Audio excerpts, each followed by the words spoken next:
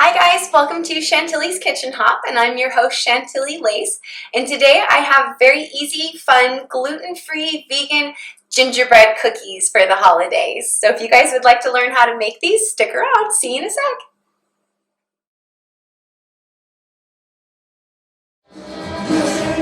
Hi guys, welcome to episode number 30.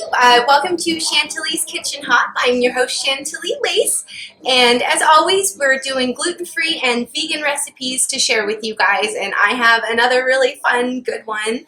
It's just classic gingerbread cookies. I mean, who doesn't love that? I guess I do have a few friends I just found out that don't like gingerbread cookies, but I feel bad for them because I love them, and look how cute these guys turned out. So I can show you guys what we're making today, and it actually has a royal icing like classic gingerbread cookies, but it is eggless, of course, because we need to do vegan, but it does get nice and hard like they're supposed to with, you know, the classic gingerbread, so you can do all the cute little trims and stuff.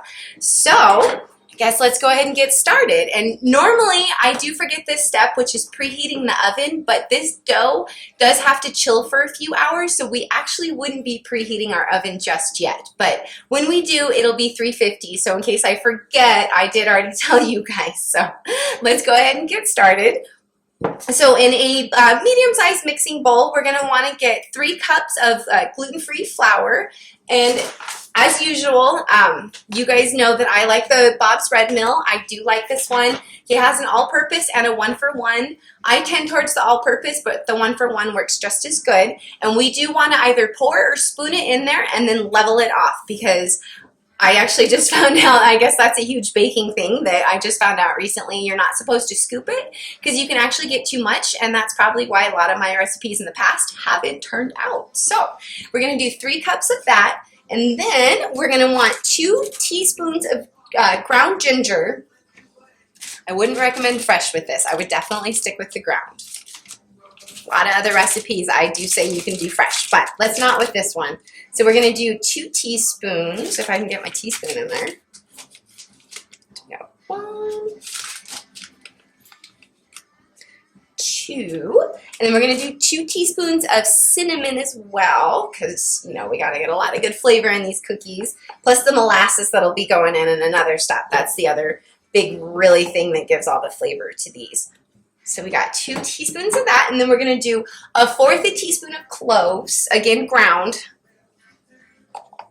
I guess because I know that it is, I just kind of forget to tell you guys that, but we do want ground. 1/4 teaspoon. And then we're going to do 1/2 teaspoon of kosher salt.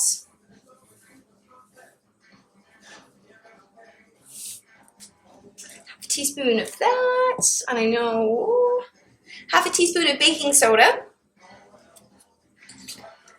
Don't have this one memorized. There's a lot of little things that kind of go into it, so you have to forgive me while I do look at my recipe. And then we want 1 teaspoon of the xanthum gum or guar gum, or actually what I have is not xanthum, not guar gum, but it's just an extra binder that we do like to put in the gluten-free. It really, really helps. It makes a big difference, especially if you're doing vegan like I do with the no egg. So it's just an extra help to make sure the centers get cooked. They do get nice and fluffy. You don't want it super dense. So I would recommend putting this in, but you could miss this step if you do want, but I would just go ahead and get a bag. It'll last forever, I promise. I think I've had this about a year, maybe even longer. So we want a teaspoon of that if we are going to do that, and I do recommend it. And then, see, I always forget something. Forgot my whisk. And then just go ahead and give this a nice little whisk together. We want to make sure everything's distributed throughout the flour, because we're going to be dumping this into our wet ingredients in just a little bit. So don't want any clumps.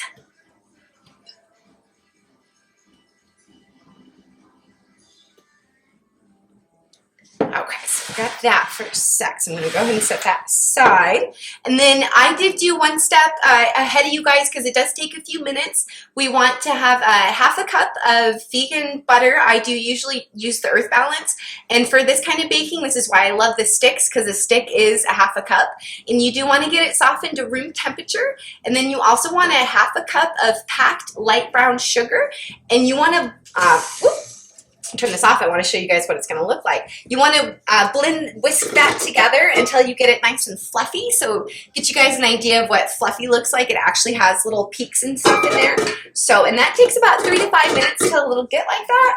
So I didn't want to make you guys you're already going to have to listen to this, but the extra 3 to 5 minutes, I didn't know if I could talk for that long too. So, so we went ahead and got that cream together. And then we're going to want 1 egg replacer of choice.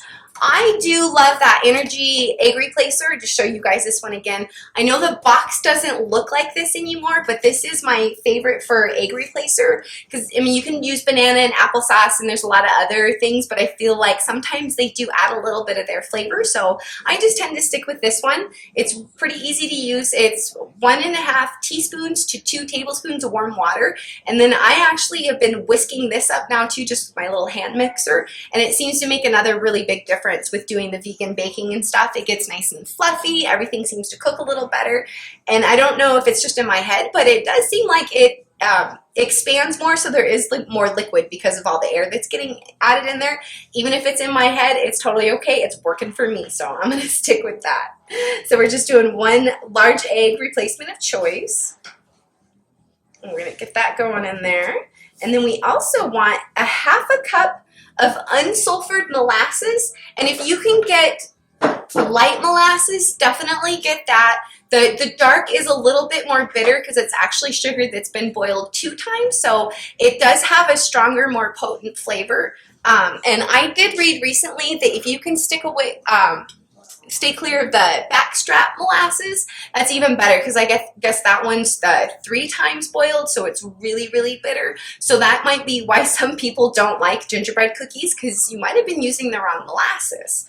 And I actually just learned that recently. I had always used the light anyway, just molasses was always one of those things as a kid Mom would bust out, and you think it's going to be like a brown sugar syrup or something, and it's not what you're expecting. The light just always tasted a little bit better, so we just usually had that one in the house. So that's my one tip with that one, especially for any maybe non-believer cookie people that are willing to try it. So let's go ahead and get this all blended and whipped up together for just a little bit. This part doesn't take too long because we already did the really important part.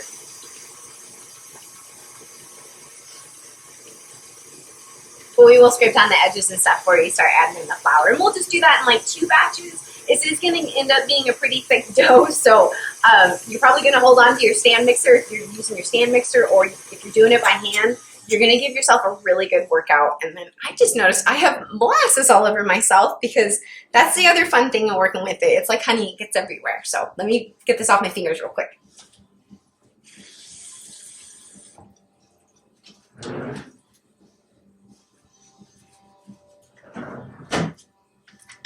So I better be careful where I put my hands, huh?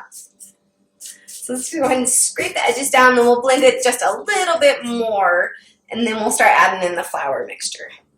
So this one really isn't a complicated recipe. It's just, again, a few of the ones I've done before, you have to chill. So, and this one, you chill the dough for 2 hours, and you're really going to want to do that. It's going to make a big, big difference with the dough and the sticky and just how easy it is to roll out. So I wouldn't jump the gun, an hour at least, but I would try to do 2 hours if you can. I mean, you can find enough stuff to do around the house for 2 hours, or you can take a nap.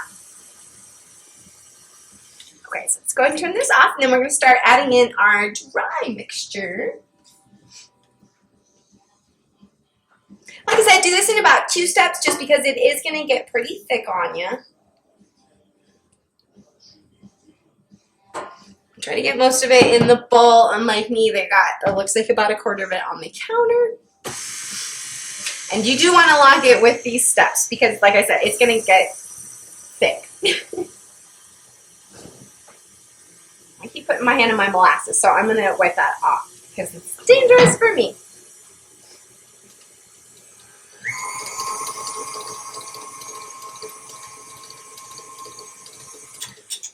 So it looks like that's getting mixed in pretty well. So let's scrape the edges again. It's always just a good idea to scrape the edges. There's always stuff at the top that doesn't get mixed in. So it's just trying to make sure everything's incorporated in your recipe, and that will help to make sure it turns out correctly too. I know sometimes we try to take the easy way, but then when you have something that you've worked on for a couple hours not turn out, it's very frustrating and disappointing. So just takes a little extra time sometimes. Even I have to remind myself of that.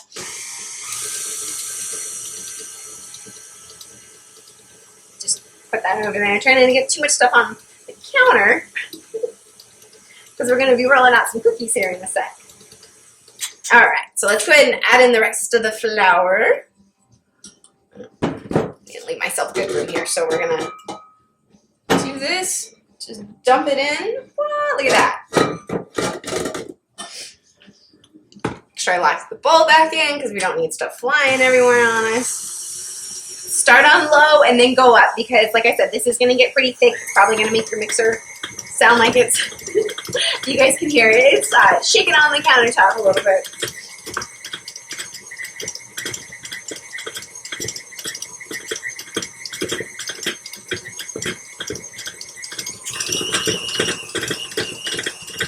Working double time right now. That looks like it's looking pretty good. It's gonna, like I said, it's thick. Yeah, looks like everything's all mixed together pretty good. So let's see how it's looking. Yeah, all right. So that's looking pretty good. So let's go ahead and get this off of here because we're gonna split this in two, and then we're going to wrap it in saran wrap and stick it in the fridge, like I said, for about 2 hours. Try to get as much as possible off of your mixer. It is a little thicker. Trying to keep clean hands. That's why I'm not just going at it, but I have a feeling I'm going to end up having to use my hands anyway. So,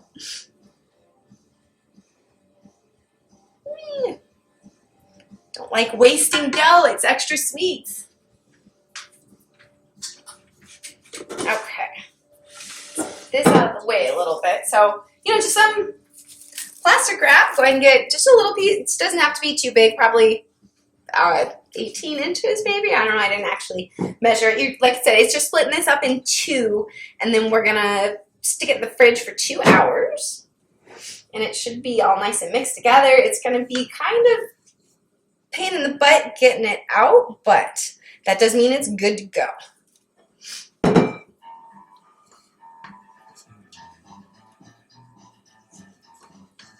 See, it's fighting me. I told you it might fight you.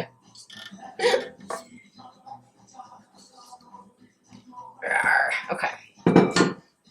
So just go ahead and do that.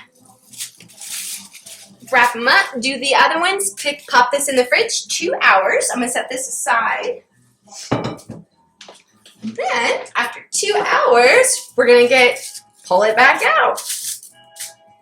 Should probably actually make a little bit of room here because we're going to be rolling out some cookies. I see some molasses on my counter too. That's not going to be beneficial when I try to do this. So let's move a few things out of our way. Now we would preheat our oven to 350. So let's go ahead and do that. I'll do that with you guys real quick. Okay, and then we'd also want to get our baking sheet ready if you guys like to use the parchment paper or you like to grease it, or if you have the ceramic like I do and you don't need to do either, which is great. That's one last step. But go ahead and get those ready. And then we're also going to want to flour our countertop or wherever we're working on. And just a little bit lightly, sprinkle it on there and a little bit on the top too, just so the rolling pin doesn't stick. And then you'll just kind of keep an eye on this. You might need a little bit more flour, but I would always start with a little less instead of a little bit too more because you don't want to dry your dough out. And you're going to get funky looking gingerbread cookies.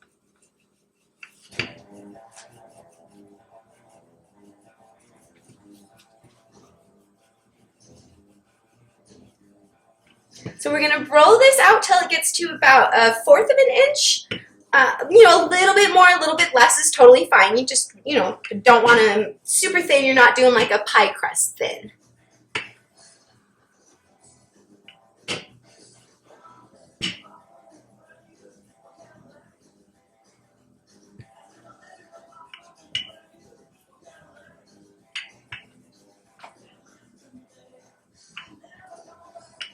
So I can see my top's getting a little sticky, so I'm just going to tiny bit more on mine.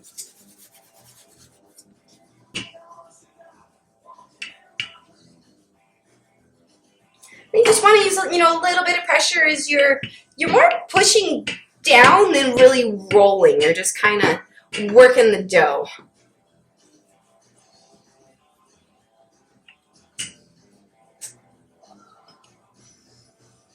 This will make about 3 dozen cookies, depending on, you know, the size of the cookie cutters you're going to use, and you know, just a lot of stuff. So we'll say about 3 dozen.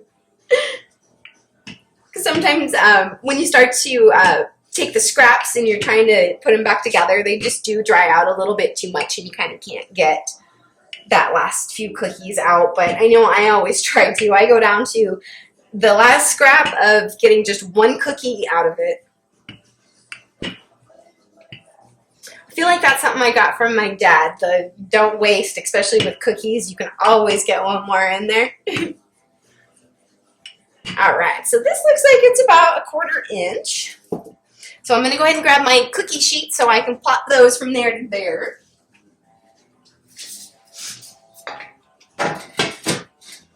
Now, where's my... So I got some gingerbread men. I also got stockings. We got candy canes and some snowmen today. So they don't have to be just gingerbread men. I like them to be anything I want. And then we just push down and just, you know, wiggle them a little bit. If you do have metal ones, they do slice a little bit easier with this dough just because it is a little bit thicker. But if you got the, these are ceramic ones, you just push them down with a little bit of pressure and just wiggle them a tiny bit, like I said.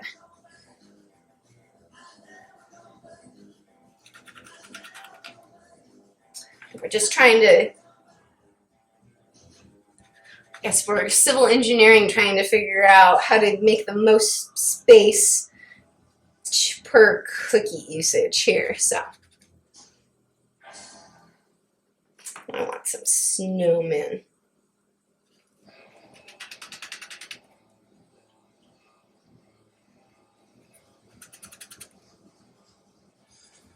How about, should probably do a few gingerbreads, huh? I realized I only did 1. I was hating on the gingerbread man. I should say gingerbread person maybe, huh?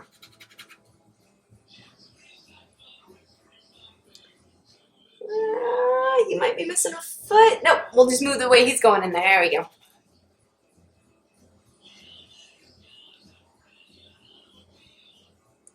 So pop out my hand nice and even so I can show you guys about, see about how thick it is. So that's about 1/4 inch. It might even be, yeah, I think that's actually about 1/4 inch. So just about perfect. So you guys can kind of tell.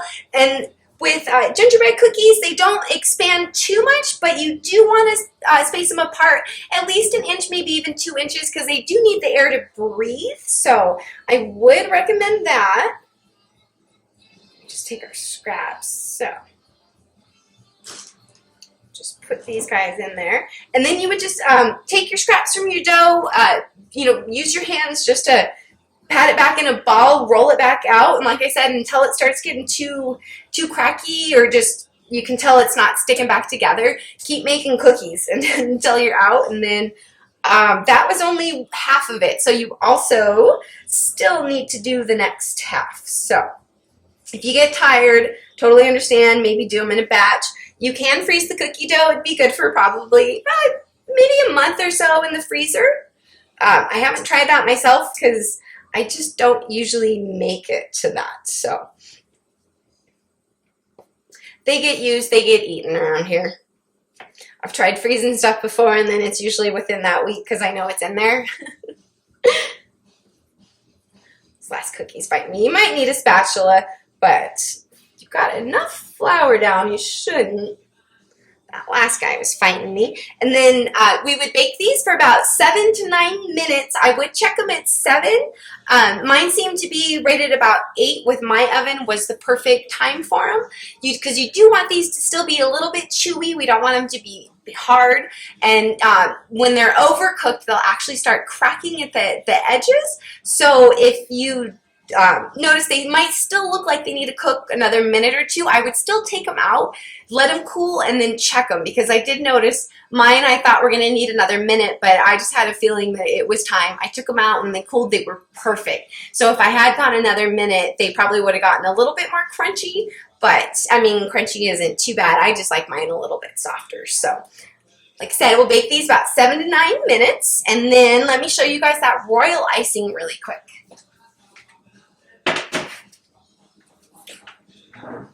Some of this stuff out of the way just a tiny, tiny bit.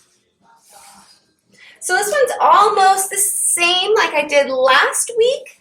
It's just going to be, there's no butter in it. It's just the maple syrup and maybe a drop of the vegan milk if we need it. But we actually really do want this to be a thicker frosting, because we're going to pipe it on there and make your little designs and stuff. So it is just a little bit different.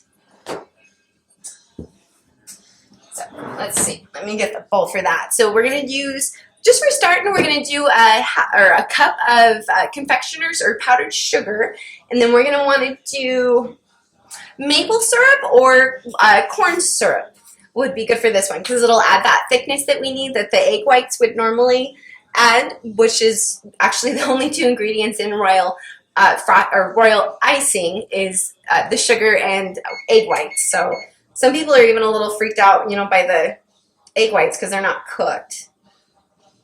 So we're going to do a cup of the sugar, and then we're going to start with 3 tablespoons of maple syrup or corn syrup. Let's get our hand mixer.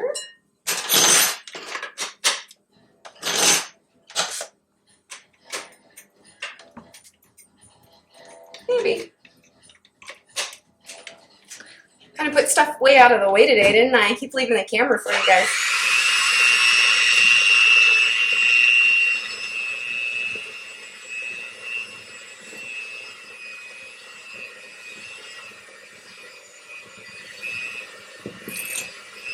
So we're just going to want to whip this up until it gets nice and smooth consistency and texture. And it might need a little bit more maple syrup in it, so we'll just kind of, you know, judge it.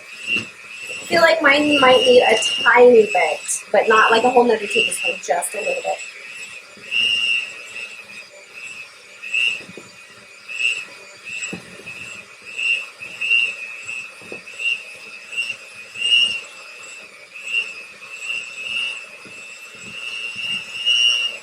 This will add a nice flavor for the frosting too, so it's not, you know, a vanilla flavor. It actually will have a very light hint of the maple syrup, so that does go really, really well with the gingerbread cookies.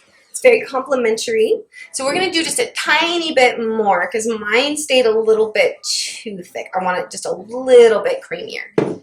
But this is the step. Be very careful when you add your liquids, because then if you add too much, you're going to have to add more sugar, and then you might end up more liquid. So sometimes a tiny bit is okay, and this is one of those times.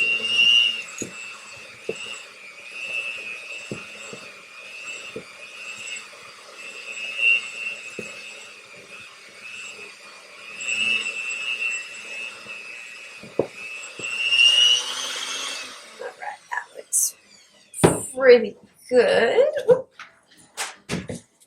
Everything fall over on me. And then we're going to get our piping bag.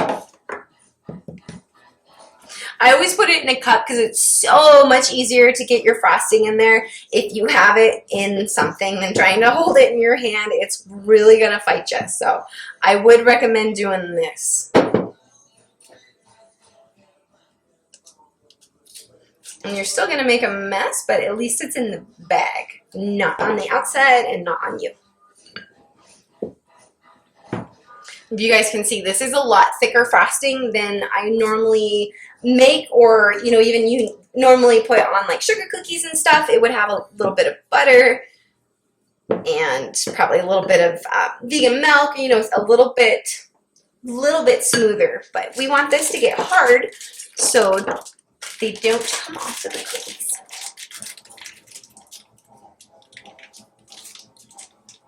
Squeeze that down. Then we just want to make a tiny hole in the top because we're going to try to pipe these. Actually, don't have a piping tip that was small enough, but so after our cookies have baked and we let them cool, we just got, you know, a plain little snowman there. We're going to go ahead and show you guys how to decorate these. Don't worry, you're still going to make a mess with the frosting. And it is a little thick, so like I said, you're going to have to squeeze a little hard. So how about start with actually a stocking.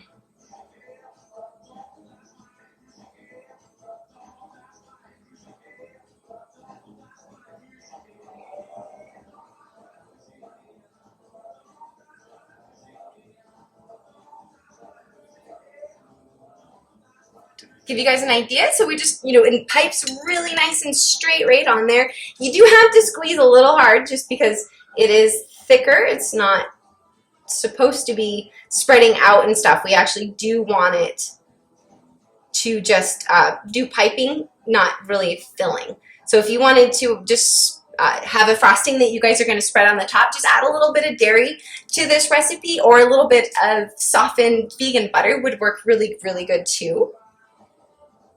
And then just have some fun and decorate your cookies. This is the best part. And then a tip for you guys, I just found these. They're Sweets Indeed. I think I got them at Whole Foods. I can't remember. But they're actually gluten-free vegan Christmas sprinkles. And they have little Christmas... They're so tiny I can barely hold them up. They have like little Christmas trees, the little cute balls and stuff. So this is going to be so fun for the cookies this year, at least for me, because normally I don't get to do this extra part because most of the sprinkles and stuff either aren't gluten-free, they're not vegan, or they're contaminated and say that they may contain, you know, milk or eggs or whatever. So I do still stay away from this stuff like that because I still don't really find that very safe. So, but these were super fun, so you guys can have a really good time with your cookies. So kind of decorate them however you want. They're good. I would store them in a container after you're done for a couple days. They're good for about 3 to 5. They should be nice and moist and chewy and amazing. And I hope you guys absolutely love this recipe. I love the holiday time and the baking and the fun. So this was a good one just to share with you guys. I know it's just a classic one, nothing crazy. So this should be a nice, easy one. I hope you guys really enjoyed it. And as always, I do have stickers and magnets still available if you guys are looking for stocking stuffers for people. Just send me a DM, or I have a link on here too. And also, I did start a YouTube channel, so if you guys want to pop over there, hit a like button, or even subscribe if you do love what I'm doing, that would be awesome. And I hope you guys have a great rest of your week. I'll see you guys next Tuesday. Have a great day, guys. Bye.